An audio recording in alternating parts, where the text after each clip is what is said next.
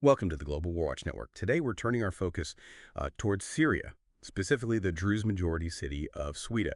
It's a place where, well, the fragile hopes for a unified post-Assad state are being brutally tested right now. We've gathered accounts that honestly paint a stark and profoundly troubling picture. Consider Saber Abu Ras, a medical science professor. He once held this vision for a better future, but now he's armed, defiant. His belief in a united Syria seems completely shattered. And this isn't just one man's despair. It feels like a chilling indicator of something much deeper, a systemic breakdown. So what does his stark choice really reveal about the path Syria is actually taking? Precisely. And what our sources reveal isn't merely a fragile landscape. It's a situation that seems to be rapidly deteriorating. It threatens to undo, well, any progress towards stability. These recent sectarian clashes in Suwayda, they aren't just isolated incidents. They're more like a critical barometer for Syria's future, especially, for its vulnerable minority populations. Our aim today is really to dissect these events, examine the players involved, and try to understand the gravity of their wider implications for national cohesion.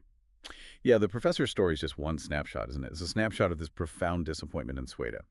To really understand this fractured hope, we need to peel back the layers. So what was the immediate spark? What reignited this conflict last week? And, well, how quickly did it all escalate? Right. The violence erupted fiercely. It was triggered by a series of tit-for-tat kidnappings. These were between armed Bedouin clans and Druze fighters. But what really escalated this into a catastrophe, resulting in hundreds dead, was the direct intervention of Syrian government forces. Instead of neutrality, our sources revealed they overtly sided with the Bedouin clans. Wow.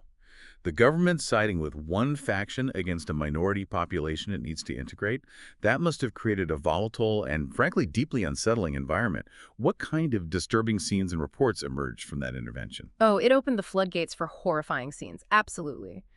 Videos and reports quickly surfaced showing Druze civilians being humiliated, subjected to sectarian slurs, and, well, outright executed. We're talking about chilling accounts, like gunmen in military uniform questioning an unarmed man, demanding to know, "What do you mean, Syrian? Are you Sunni or Druze?" and then executing him when he identified as Druze.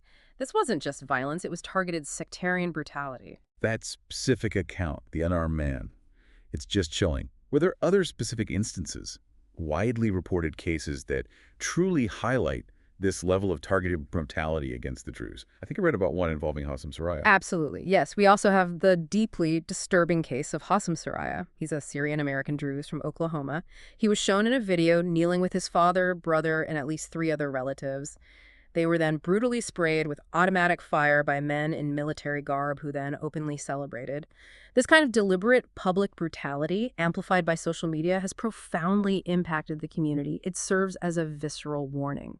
That graphic detail, the sheer targeted nature of it, is truly harrowing. It leaves you wondering how any community recovers from that kind of thing. So what does this immediate horror mean for the trust for the daily lives of the people caught in the middle? Well, it signifies a complete unraveling of confidence. For those on the ground, you see, these aren't isolated incidents. They represent a fundamental betrayal, a direct assault, not just on their physical security, but on their very identity, their sense of belonging within Syria. It fosters this pervasive climate of fear and deep-seated apprehension about their future. This is a community that feels very clearly that it's being deliberately targeted. That immediate impact you described, the profound fear, the breakdown of trust, it's deeply troubling. To fully appreciate the depth of that fear and maybe why these events are so destabilizing, perhaps we should first understand the Druze themselves, their unique identity, and their, well, crucial historical position within Syria. Absolutely, that's key. The Druze are a distinct religious sect. They're known for their tightly knit communities and, crucially in this context, their historical emphasis on self-reliance, internal cohesion. Their religious practices are often kept, within the community. This has fostered a strong sense of collective identity and, well, a need for autonomy. These are qualities that have profoundly shaped their interactions with central authorities throughout Syria's turbulent past. And that historical autonomy is particularly relevant here, isn't it? How has the Druze community in Suwayda historically defined its place within the Syrian state? Indeed, it's foundational. The Druze community in Sweden takes immense pride in its historical role, liberating Syria from both Ottoman and later French colonial rule.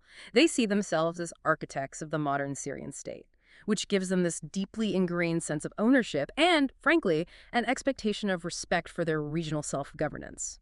This legacy means they aren't easily subdued or integrated without their consent. And just for context, globally, there are roughly 1 million Druze, with more than half residing in Syria, mainly in Suwayda. Others live in Lebanon and Israel, including the Golan Heights. That sense of self-reliance definitely played out during the civil war under Bashar Assad. What was that fragile arrangement with his regime? How did it set Suwayda apart? Right. During the civil war, Druze leaders struck a precarious deal with Assad's regime. Suwayda was granted this unique semi-autonomy. It allowed the community to protect its own territory and largely avoid conscription into the Syrian military. This insulated them from much of the direct conflict that ravaged other parts of Syria. But it also cultivated a strong, independent armed presence within Suwayda, a factor that's now proving pivotal. So, when Assad's regime collapsed last December, how did the Druze, who had this complex arrangement, how did they react to such a monumental shift in power? It was a complex reaction, understandably. Most Druze cautiously welcomed Assad's fall. They saw an opportunity, perhaps, for a new chapter. However, there was significant skepticism, even outright reservation, regarding Syria's interim president, Ahmad al-Shara. Given his past leadership of the al-Qaeda-linked Nusra Front. Despite this, many, including influential clerics, initially supported diplomatic engagement with the new leadership, driven by a desire for stability and a new future, maybe, albeit with deep-seated apprehensions about his Islamist background. Okay, so despite that initial willingness to engage, what fundamentally caused this swift breakdown?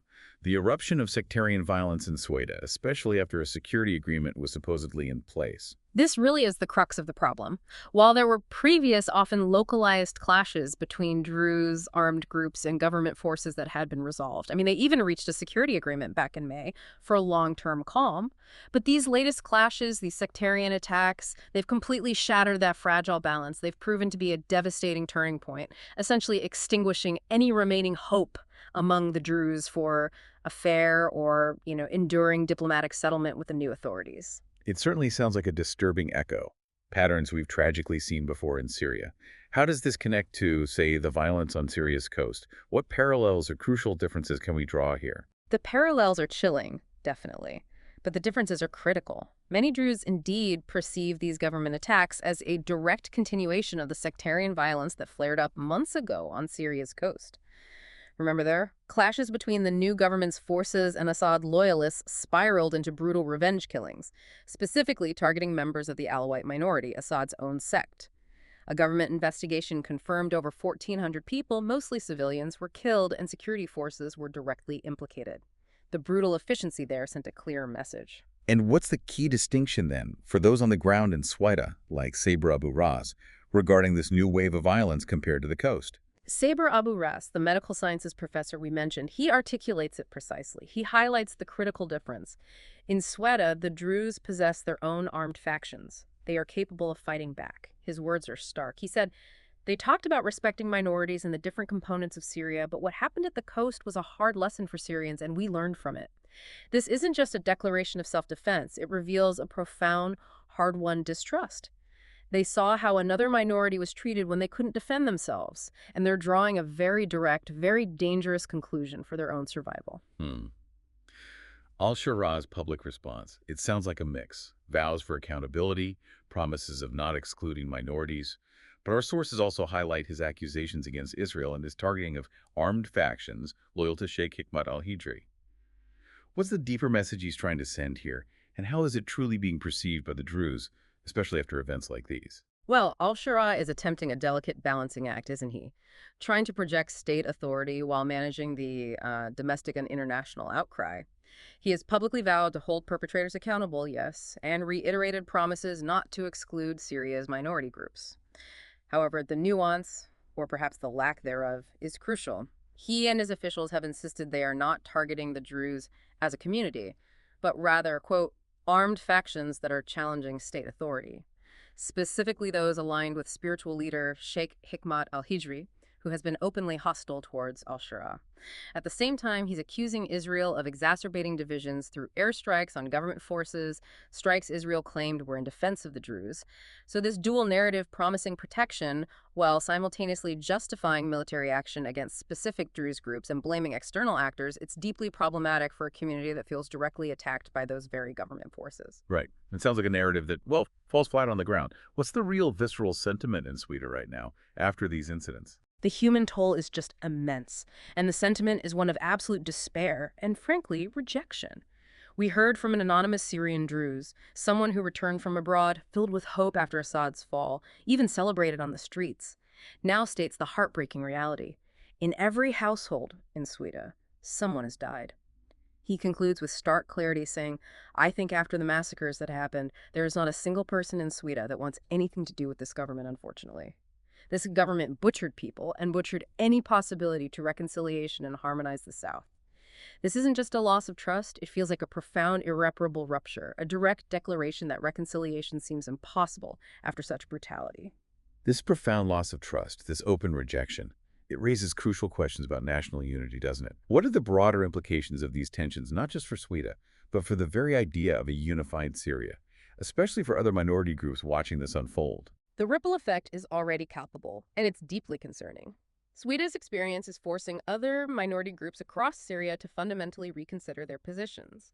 Most notably, you have Kurdish forces controlling Syria's northeast. They've been in negotiations with Damascus, potentially to merge with the new national army. Now they're openly reevaluating whether surrendering their weapons is, well, a suicidal act after witnessing the violence inflicted upon the Druze. This single event in Sweden is challenging the foundational premise of a cohesive national army and, by extension, a unified Syria. It's creating profound doubts across the country about the new government's true intentions towards any group not fully aligned with it. The tentative trust that was so painstakingly built, it seems to be crumbling, threatening to deepen existing fractures and potentially ignite new conflicts. So what we've really unpacked today is this devastating clash. A clash between the idealized vision of a united post-Assad Syria and the brutal reality of sectarian violence, seemingly driven by the new government's actions. The accounts from Suwayda aren't just dispatches. They feel like raw, unfiltered reports from a population experiencing profound betrayal and existential fear. Exactly. The events in Suwayda starkly expose the immense, perhaps even insurmountable challenge of building a cohesive state from the ashes of a protracted civil war. When you have deeply ingrained historical grievances compounded by new conflicts, and a government ostensibly tasked with unification actively alienates and attacks minority populations, the very concept of national unity becomes, well, a cruel oxymoron. It forces us to confront a fundamental question. Can a nation truly unite when significant segments of its population live in terror, fearing for their very existence at the hands of those who claim to govern them? And what does it mean for the future of a country where the building blocks of trust have been so systematically pulverized? That is indeed the chilling question. As Syria tries to stumble toward some kind of new future, the profound fears and experiences of groups like the Druze and Suwayda will inevitably shape that path. But perhaps the most unsettling thought to leave you with is this. In a conflict-ridden state, is the brutal assertion of control over minorities simply an unavoidable, tragic step in the creation of any new power structure? Or is it actually a guaranteed recipe for perpetual instability and division? We hope this exploration has given you a clearer understanding of the complex and heartbreaking situation unfolding in Suwayda. Thank you for tuning into the Global WarWatch Network. If you found this discussion informative, please do like, share, and subscribe to the Global WarWatch Network. We always welcome your insights, so please share your thoughts in the comment section and join us on social media. The links are provided in the description.